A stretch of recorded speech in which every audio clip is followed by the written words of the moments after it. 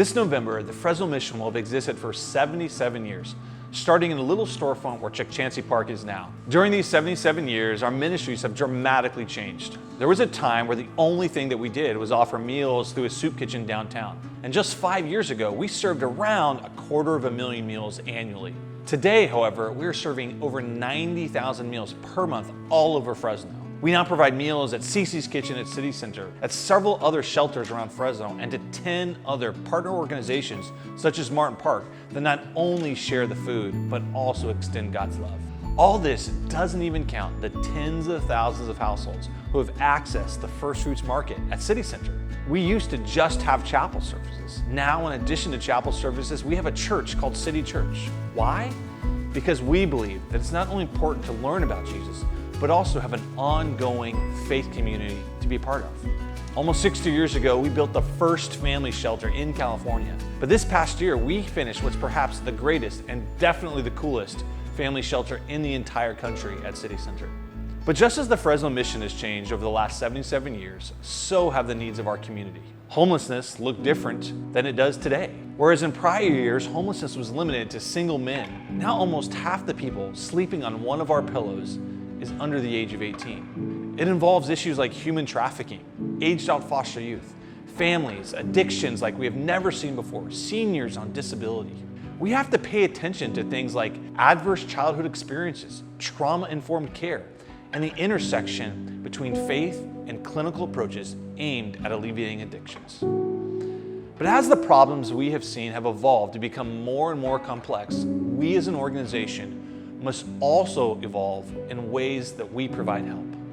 That is why, after a careful, long season of prayer, our staff and board of directors have made the decision to make some significant changes that will better allow us to build better programs and respond to where we see the greatest needs of our community in the coming years. One of the areas where we see the greatest need is for emergency shelter. Because of state budget cuts and other losses of funding, over the next 6 to 18 months, the city of Fresno will lose hundreds of shelter beds. In fact, the vast majority of shelter space in our community will be going away very soon. This is not in any way a criticism of the city, but as they have announced, they simply do not have the funding to operate the government-owned shelters. Which means there is going to be a substantial amount of people who need shelter or face living on the street. I really can't understate what this means to our community. We will see perhaps more people on the street than we have ever seen before. These are people who do not want to sleep in the street, but want help. But just as the people of God responded to a need 77 years ago when the Fresno Mission was started, we believe the people of God need to respond again. 12 years ago, we created a campus called Rescue the Children. The original purpose of that campus was to provide a place for homeless women and their children to go. It evolved to become a campus focusing on long-term recovery. It allowed women once separated from their children to become the mothers God intended them to be, reconciling them with their children in a safe and loving environment. Those aspects of Rescue the Children will never change. At the same time, our longest running program is our Men's Academy, which has similarly helped countless men transform their lives, cycling out from addiction, homelessness, and incarceration. For many years, it has been our largest and most impactful program. But since the high-speed rail tore down our campus, it has also operated out of a large tent, portable buildings, in an area that is not really conducive to long-term recovery. We have a deep desire to create the best program for men and women we possibly can. We also have a deep desire to respond to what is happening around us. Like any business, we must evolve to what is happening in our community. After much prayer, our staff and the board of directors have made the prayerful decision to turn our Rescue the Children campus from a women's only campus to a campus exclusively providing long-term recovery for women, men, couples, and with their children.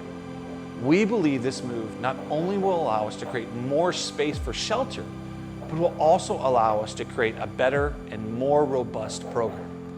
As opposed to two different staffs operating similar programs in two different locations, we believe that we can enhance the quality and the experience of our clients by combining the programs. There was also a time where people seeking life recovery was isolated to single men, single women, and women with children. But increasingly, we are seeing a demand for men with children or couples with children who need long-term recovery. Currently, there is no place in Fresno County and only a few places across the state where dads with their children can seek long-term recovery. This change will allow us to serve that unmet need. We also now have City Center, whereas before Rescue the Children, in addition to long-term recovery, provided emergency shelter to women with children. City Center is now not only the premier facility in our community, it is one of the premier facilities in the country for families, children, and youth experiencing crisis. But it would also be disingenuous to say that this move was not in part financially motivated. It is no secret that over recent years, it has become very expensive to operate your home, a business, or a nonprofit. During this same time, charitable giving has dropped nationally as people have struggled to make ends meet, and we are not immune from that national trend. Even as we have done other things like open up additional thrift store or other social enterprises to increase revenue, we also must become as efficient as possible so that we can reduce and save costs wherever we can.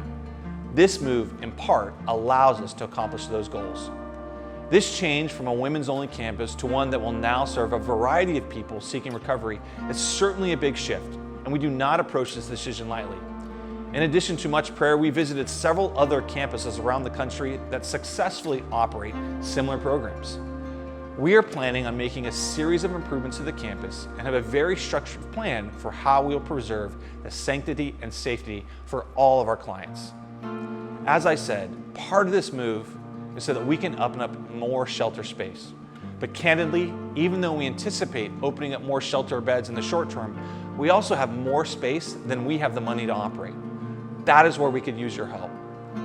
This is where we are asking the people of God to step up and help us respond to this crisis that our community will be facing. We have greatly appreciated the trust of our donors and volunteers have given to us over the years, which is why we're making this video. But I also recognize that there's only so much I can explain in a short video. So we welcome any opportunity to meet, email, or talk to you on the phone should you have any more questions. This is just one of the many things we believe God is doing at the mission. We remain more excited than ever what He has in store. So stay tuned. God has some big things ahead.